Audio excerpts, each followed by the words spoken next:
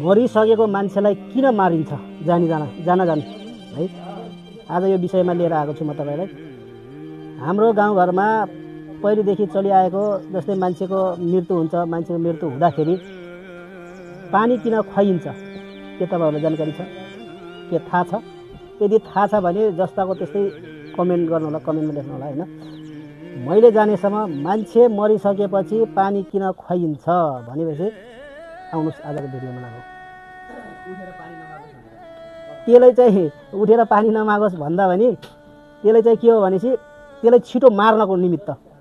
जस्तै वैकुण्ठमा बास होस्, राम्रोसँग उसो केही घिट्टेसो राखेको होला, अनि पानी खुवाइदिएपछि वो पानीको हिरण भन्छ, पानीको हिरण खाएपछि ऊ चाहिँ माथि स्वर्गमा जान्छ, आनन्दले जान्छ पानी खाएर भन्ने कुरा हुन्छ।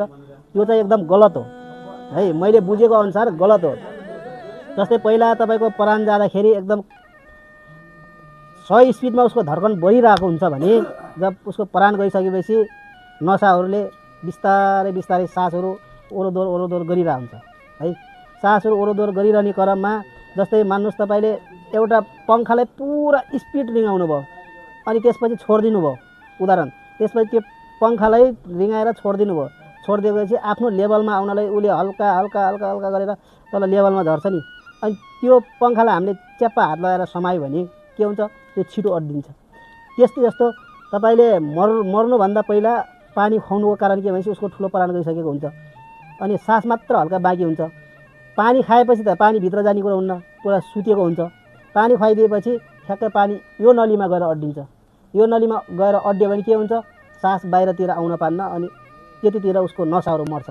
ठ्याक्कै त्यो पानीले ब्लक गर्ने हो के, यो नली ब्लक गरेर चाहिँ छिटो प्राण जाओस् भनेर पानी खुवाइदिएको हो।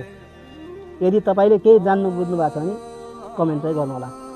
मैले जानेको चाहिँ यही हो है।